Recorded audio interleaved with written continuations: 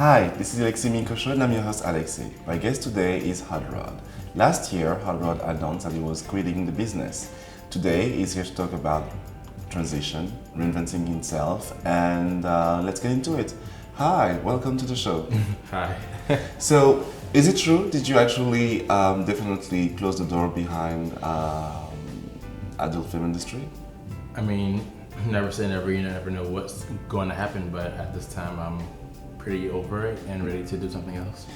It's pretty unusual for someone who had achieved the success you have achieved in the industry to decide to leave it behind so young, because you're only 26, you just turned 26 actually. What was the motivation behind your decision, such a radical decision? When I feel like doing something or I don't feel like doing something, I make up my mind and I do it, or don't do it. You know, I know what I want, and then I don't ask any questions, I just do it, and I decided that. That was it. When did you start actually doing films? I was 19. 19 years old? Yeah. Well, it's pretty young.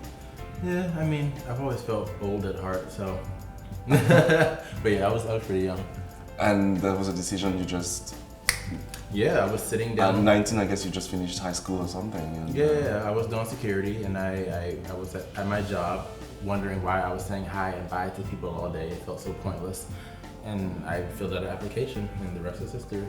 The rest is history. Actually, it's pretty rare that someone, an African American, managed to top the list of porn stars, gay porn stars, crossing over white with white audiences.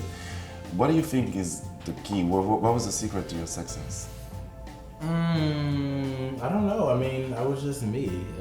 Working hard. I did. I mean, in the beginning it was fun, and I didn't really consider it work. I was in Miami shooting porn, so I mean, how much work is involved in that? But yeah, I mean, I guess it did take work, and that was just me. What is work when you have to, when you are an adult film entertainer? What's considered work? Work. I mean, it becomes work eventually. Everything, the joy and everything eventually wears off when it, you know, when it becomes repetitive and it does officially become work. So, I mean, in the beginning, it was fun. I was young and having fun, but then, you know, eventually you have to get into the technical aspects of it and the monetary aspects of it and paperwork and this and that. So then, yeah. What's the technical aspect of doing it? I mean, I've always been curious. I mean, you're on camera and you're performing, and I guess with editing it looks flawless. But what's actually behind the scenes? I always say the magic. Misconception. I say the magic is in editing. That's what I tell everybody when they give me all of my compliments and stuff. I mean, it's me. I mean, I'm good at what I do. Okay. But still, no. Magic is in editing, because you know a 15-minute scene can take anywhere from. It shouldn't take longer than an hour and a half, but it can to like 4 hours or 6 hours. I've been on set for. Wow. 2 days I've been on set for.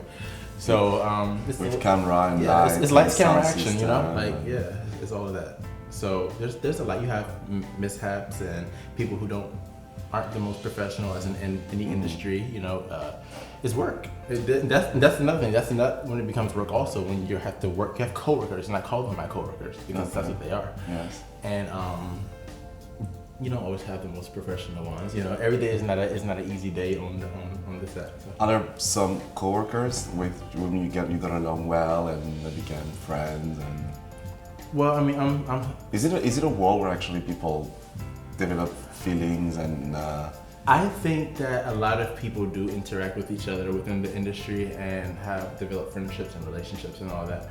I'm by nature very to myself, quiet. Some call me antisocial, whatever, person. So I don't. I mean, while I'm cordial and I'm cool with everyone. I mean, I have developed some friendships and some relationships, actually, from my job. But I really like to stay to myself and keep it what it is, which is work, and I move on. So now what's next? Are you working on some project?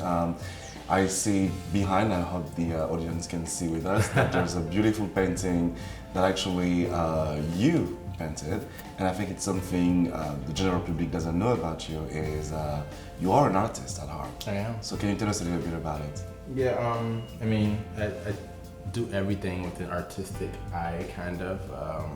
You know, even when I was on set, you know, I know lights, angles, all of that good stuff. So I'm naturally gifted. I didn't go to like college for art or anything. Most I did was some courses in high school. And very modest too. Thank you. But I mean, I'm pretty good, and I wasn't passionate about it, and I don't do anything that I'm not passionate about. I'm already like pretty ADHD, so if I don't enjoy it, then it's not going to be real. And so lately, I've come into touch with my artistic side, and I feel like, you know, it's time for me to put it. I'm inspired, kind of, you know. So can you tell us a little bit about this painting in particular? What is it exactly? This is random. I don't know. It's beautiful. I feel like painting one day. Yes. And thank you. And I bought some spray paint, and I went in my backyard, and I just started painting this flower. I love flowers. I have a rose on my chest. I love flowers. I love roses, actually. Red is my favorite color. Mm-hmm. And I didn't have any reference or anything. I just went in my head and I started drawing. It's kind of like an abstract kind of thing going on. I started it last year, and just a couple of weeks ago I figured that it needed some finishing touches. So, and you put it today as a gift for the set. Yeah. We thank you very much. It's going to stay here. So, are you working on some upcoming projects related to your art? I'm always doing something. I'm very interested in finally doing an exhibition. Walking down here, I figured out what I was gonna title it, actually, because it's and can we get the exclusive? Yeah, I'm actually, what I was just talking about. I think I'm going to title it ADHD, because I don't, no really, I don't have, I can't do a series because I get bored. After I do something, yes. I have to move on to the next thing. Like, I was going to do a series of flowers, I was going to do a series of this, a series of that, and that's what's taking so long because I didn't know the direction I wanted to go. I see. So now I don't really want to have a direction. It's just going to be very just crazy. Random. Yeah, random. Very random. You have a huge number of followers, of devoted fans who come to your rescue every time someone says something mean about you. Our own battles.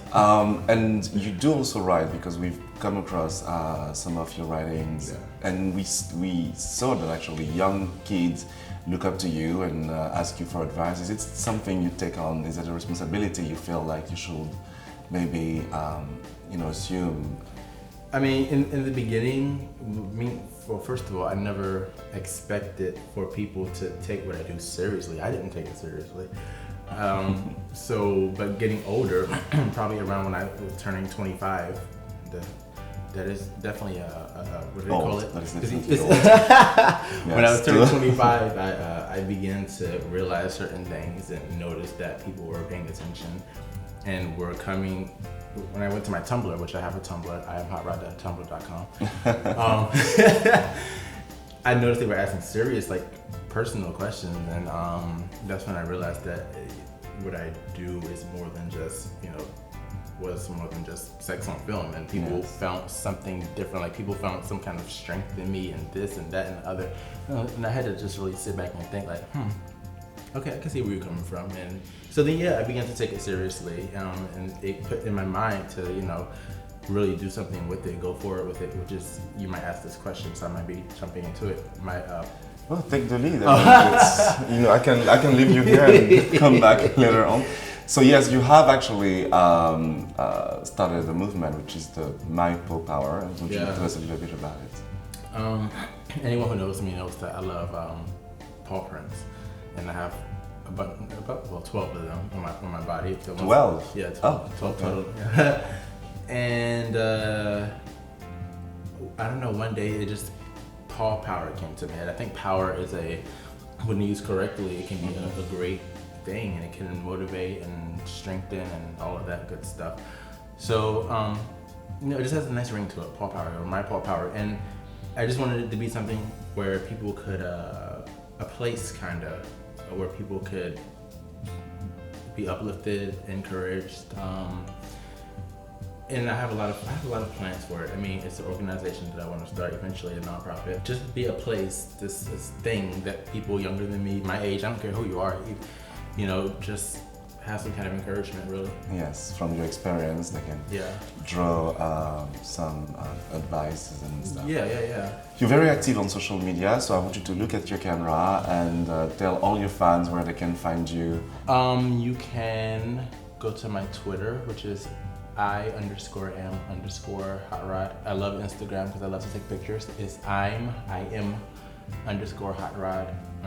Facebook is Rod Hot Rod. Oh, and I have a new artist page on my Instagram.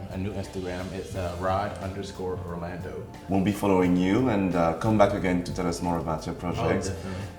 Whenever the exhibition takes shape, we'll be very, very happy to hear about it. Definitely. Thank you so much for being here. Thanks for having me. This was the Alexi Minko Show. Thank you so much for watching. Please like us on Facebook, Twitter, and Instagram. The Alexi Minko Show is sponsored by Filio CB. Please check out filiocb.com for all your fashion needs.